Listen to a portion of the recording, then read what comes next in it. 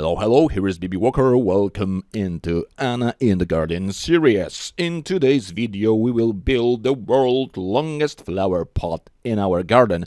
So stop talking and let's get to work. Our flower pot will be made of freestanding concrete blocks that we have bought in DIY store. We won't prepare a solid substructure. The blocks are very heavy, so we will only dig grooves and pour dry cement with sand into them.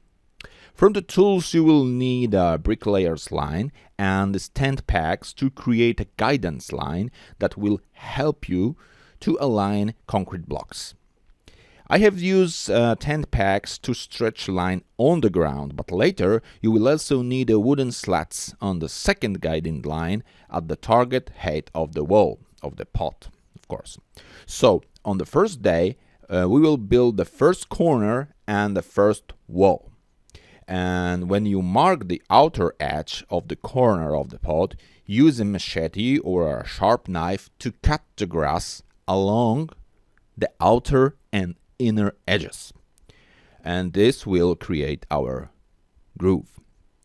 It is very important to plan the entire structure properly. Our assumption were that it would be parallel to the main fence of the property, and the distance from the fence would allow our lawn mower to pass. Remember that the width of the groove should be 2 centimeters wider than the width of the concrete block. In our case, the block was 8 centimeters, so the width of the groove was 10 centimeters. And be careful not to cut yourself when cutting the grass using machete. After you cut the grass along both sides of the wall, use a shovel to gently remove grass as not to damage the outer edge. The outer edge is more important because it will be seen, and the inner edge will be hidden under the soil.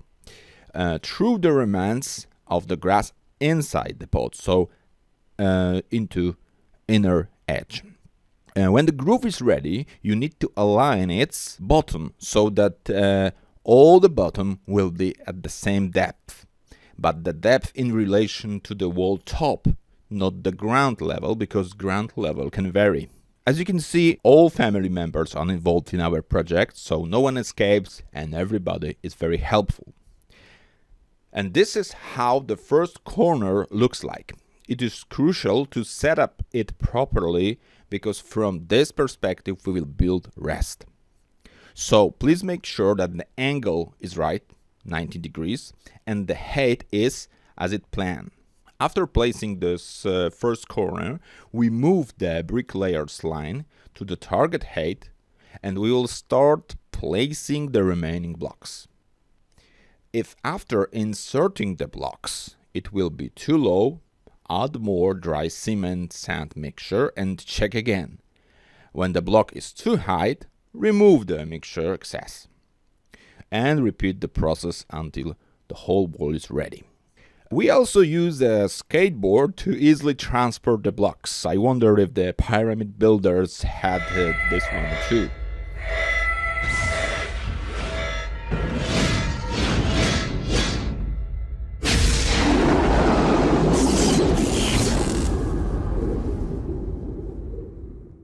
After finishing the wall, we poured water over the wall to wash it and cause the concrete to harden.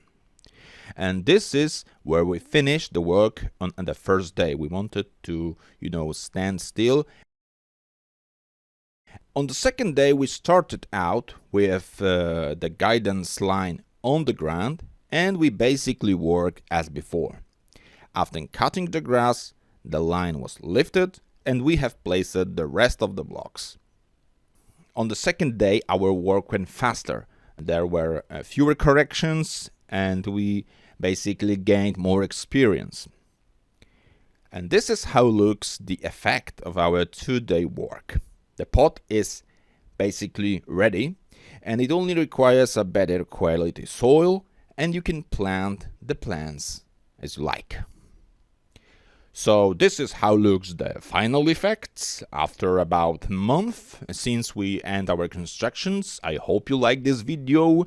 I hope it will maybe inspire you to build similar constructions. It's very easy, it does not require special skills, and everything could be done by yourself. So if you like this channel, don't forget to subscribe, don't forget to thumb up, and see you later. It was BB Walker, Anna in the Garden series. Good luck!